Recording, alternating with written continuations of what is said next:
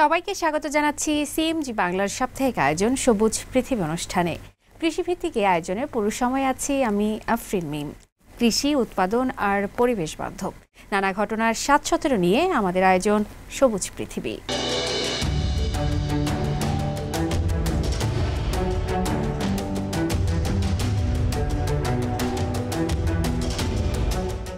সুন্দর চীন গড়তে জাতীয়ভাবে একতাবদ্ধ হয়ে দেশকে আরও সবুজ করে গড়ে তোলার উপর গুরুত্ব আরোপ করেছেন চীনের প্রেসিডেন্ট শি জিনপিং। সম্প্রতি বেইজিংয়ে স্বেচ্ছাসেবী বৃক্ষরোপণ কর্মসূচিতে অংশ নিয়ে তিনি এসব কথা বলেন। বিস্তারিত থাকছে প্রতিবেদনে।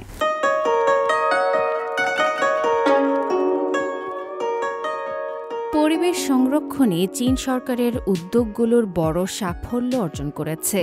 ১৯৭৯ সালের ১২ মার্চ জাতীয় বৃক্ষরোপণ দিবস চালুর পর থেকে ব্যাপক বনায়ন কার্যক্রম চালিয়ে যাচ্ছে দেশটি।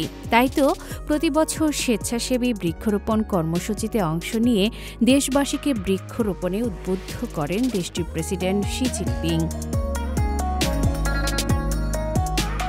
সম্প্রতি পার্টি ও রাষ্ট্রের অন্যান্য শীর্ষ নেতাদের সঙ্গে ফেংথাই জেলার নদী তীরবর্তী এলাকায় গাছ লাগান কমিউনিস্ট পার্টির জেনারেল সেক্রেটারি ও সেন্ট্রাল মিলিটারি কমিশনের চেয়ারম্যান শি জিনপিং।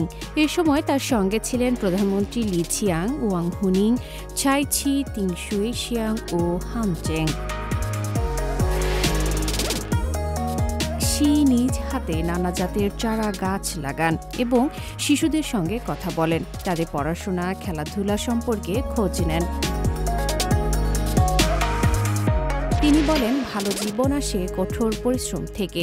শিশুদের প্রকৃতি ও শ্রমের প্রতি ভালোবাসা গড়ে তোলার আহ্বান জানান শি জিনপিং এবং চীন জুড়ে বনায়ন ও জনকল্যাণমূলক কর্মকাণ্ডে সক্রিয় অংশগ্রহণে উৎসাহ দেন। ২০২৪ সালে চীন মোট ৪০.৫ লাখ হেক্টর গাছ লাগিয়েছে, যার ফলে দেশটির বনভূমি ২৫% ছাড়িয়ে গেছে। এখন চীন জুড়ে বনজ সম্পদের পরিমাণ হয়েছে ২০ মিলিয়ন ঘনমিটারের বেশি। এই পর্যন্ত মোট ৭৭.৩ কোটি হেক্টর ভূমিতে বনায়ন করা হয়েছে, যা বিশ্বের সবচেয়ে বড় সবুজায়ন কার্যক্রম। এ প্রসঙ্গে চীনের প্রেসিডেন্ট জানান, বিশ্বের নতুন বনায়নের ১/৪ জন্য চীন দায়ী। তবে এখনও দেশটিতে বন ও তৃণভূমির সম্পদ পর্যাপ্ত নয়, তাই এ খাতে আরও উন্নয়ন ও ব্যবস্থাপনার প্রয়োজন আছে বলে জানান তিনি। প্রেসিডেন্ট শি বন ও তৃণভূমির গুণগত মান উন্নয়নের ওপর জোর দিয়ে বলেন, বনায়ন থেকে যেন সাধারণ মানুষ আরও বেশি উপকার পায়। স্বেচ্ছাসেবী বৃক্ষরোপণকে প্রজন্ম থেকে প্রজন্মে চলতে থাকা জাতীয় উদ্যোগ বলেও উল্লেখ করেন প্রেসিডেন্ট শি জিনপিং।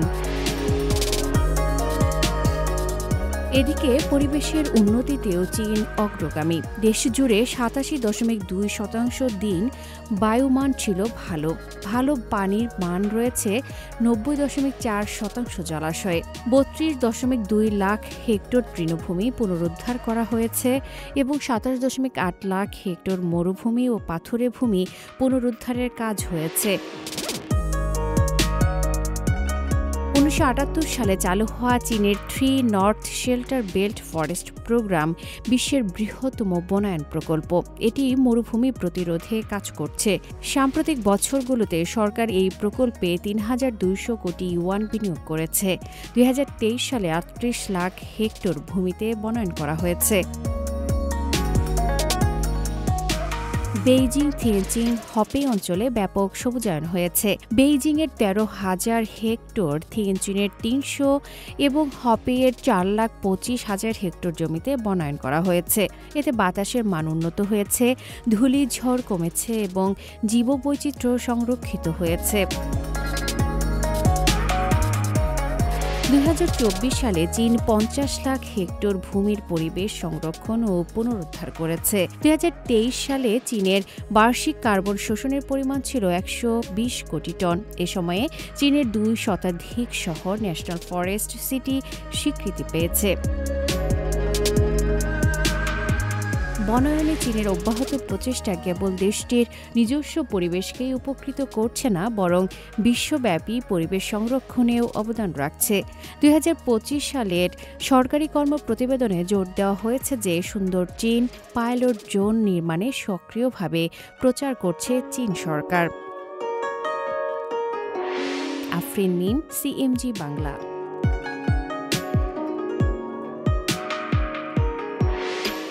কৃত্রিম বুদ্ধিমত্তা বা এআই এর ব্যবহার আমাদের জীবনে দিনকে দিন বেড়ে চলেছে।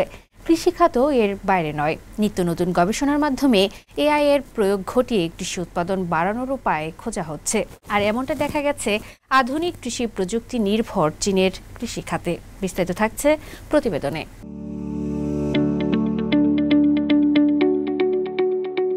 কৃত্রিম বুদ্ধিমত্তা বা এআই এর ব্যবহার আমাদের জীবনে দিনকে দিন বেড়েই চলছে। কৃষিখাত এর বাইরে নয়। নিত্য নতুন গবেষণার মাধ্যমে এআই এর প্রয়োগ ঘটিয়ে কৃষি উৎপাদন বাড়ানোর উপায় খোঁজা হচ্ছে। অন্যান্য খাতের মতো এই খাতেও নেতৃস্থানীয় দেশগুলোর মধ্যে চীন অন্যতম। বিগ ডাটা ব্যবহারের মাধ্যমে চীনের উদ্ভাবিত সর্বাধুনিক এআই প্রযুক্তির মডেল দিয়ে স্বয়ংক্রিয়ভাবে কৃষি পণ্য উৎপাদন শুরু হয়েছে।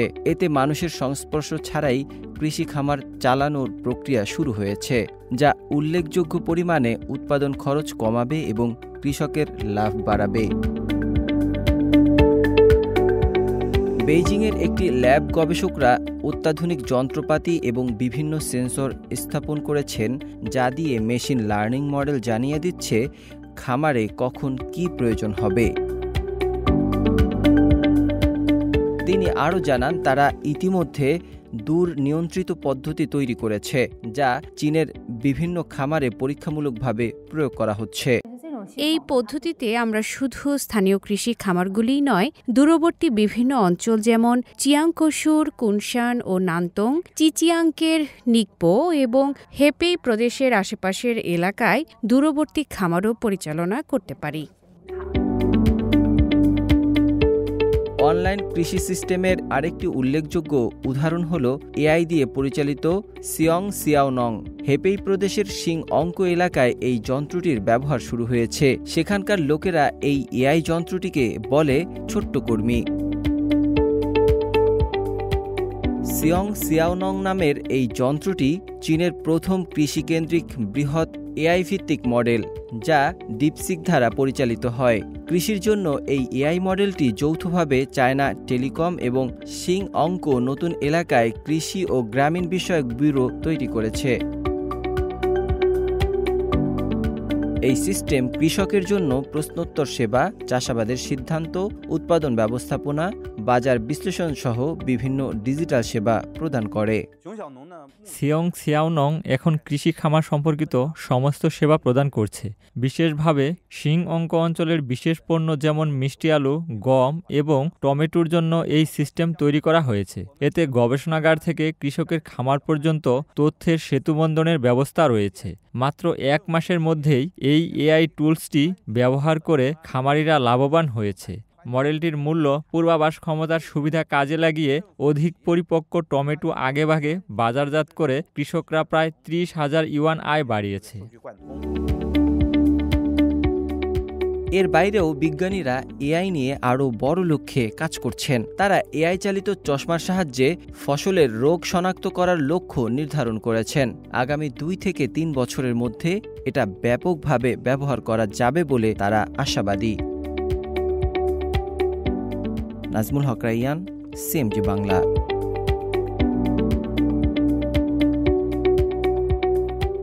কৃষি খাতে শক্তি বাড়াতে 2024 থেকে 2035 সালের একটি দীর্ঘমেয়াদী পরিকল্পনা প্রকাশ করেছে চীন।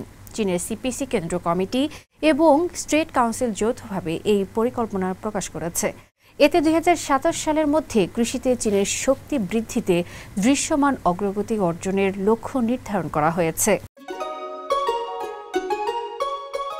পরিকল্পনাটিতে 2027 সালের মধ্যেই গ্রামীণ পুনর্জাগরণে উল্লেখযোগ্য অগ্রগতি এবং কৃষি ও গ্রামীণ এলাকার আধুনিকায়নের একটি নতুন ধাপে পৌঁছানোর কথা বলা হয়েছে। 2035 সালের মধ্যে চীন সর্বস্তরের গ্রামীণ পুনর্জাগরণে দৃঢ় অগ্রগতি, কৃষি আধুনিকায়নের মৌলিক বাস্তবায়ন এবং গ্রামে আধুনিক জীবনযাত্রার মান প্রতিষ্ঠা করতে চায়।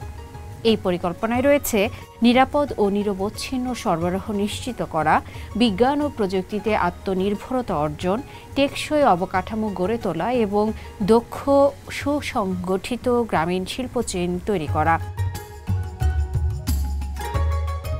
পরিকল্পনায় আরও রয়েছে দৃষ্টিনন্দন ও বাসযোগ্য গ্রাম গড়া, কৃষকের জীবনমান উন্নয়ন, কৃষিতে আন্তর্জাতিক প্রতিযোগিতায় সক্ষমতা বাড়ানো, শহর ও গ্রামের মধ্যে পূর্ণাঙ্গ সংযুক্তি এবং কৃষি ও গ্রামীণ অঞ্চলের সম্পূর্ণ আধুনিকায়ন। এই লক্ষ্যে পৌঁছাতে কৃষি বিজ্ঞান, প্রযুক্তি ও যন্ত্রপাতিতে উদ্ভাবনকে উৎসাহ দেওয়া এবং আন্তর্জাতিক কৃষি সহযোগিতা আরও গভীর করার উপর গুরুত্ব দেওয়া হয়েছে।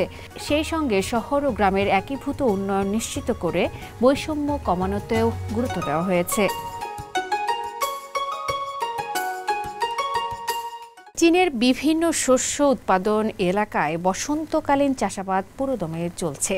চিয়াংসি প্রদেশের নানচাং শহরে আধুনিক কৃষি যন্ত্র ও নতুন প্রযুক্তি ব্যবহার করে প্রাথমিক ধান রোপণ ও সেচ কাজ দ্রুত সম্পন্ন হচ্ছে। এ শহরে 25টি চারা উৎপাদন কেন্দ্র ও 69টি কৃষি সেবা প্রতিষ্ঠান কৃষকদের সহায়তা দিচ্ছে। শান্তং প্রদেশেও 40 লাখ হেক্টর গম ক্ষেতে নতুন সেচ প্রযুক্তি প্রয়োগ করা হয়েছে। যন্ত্রচালিত এসব চাষাবাদে কমেছে খরচ, বেঁচে যাচ্ছে সময় এবং বাড়ছে ফলনের মান ও পরিমাণ। বিস্তারিত থাকছে প্রতিবেদনে।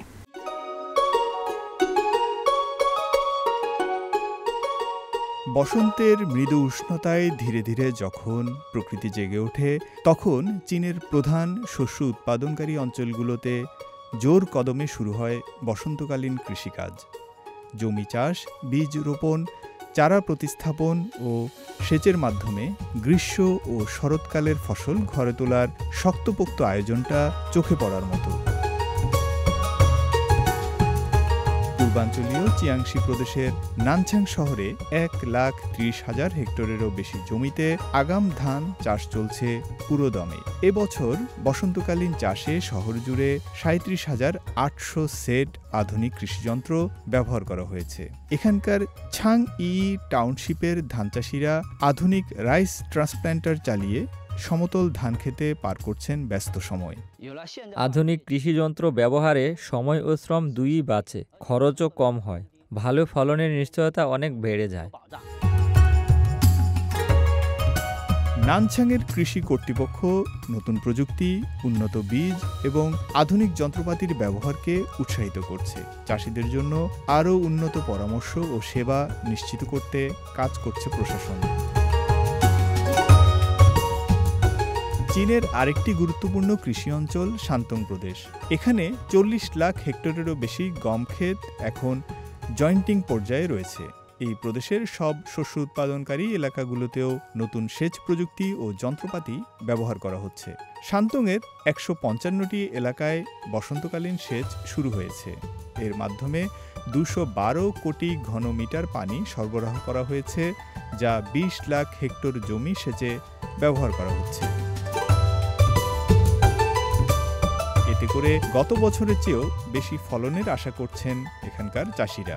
সেই সঙ্গে এই বছর ড্রোন সহ আরও আধুনিক কৃষিযন্ত্র ও প্রযুক্তির ব্যবহার গতি এনেছে সেচের কাজে।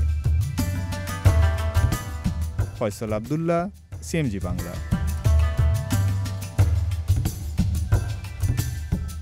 প্রিয় দর্শক, আমরা অনুষ্ঠানে একদম শেষ পর্যায়ে চলে এসেছি। অনুষ্ঠানটি টেলিভিশনের পাশাপাশি সামাজিক যোগাযোগ মাধ্যমে দেখতে www.facebook.com/cmg বাংলা এবং ইউটিউব চ্যানেল সিএমজি বাংলাতে ক্লিক করুন। আগামী সপ্তাহে আবার দেখা হবে একই দিন একই সময়ে। সবাই ভালো থাকুন, নিরাপদে থাকুন আর থাকুন সবুজের সঙ্গে।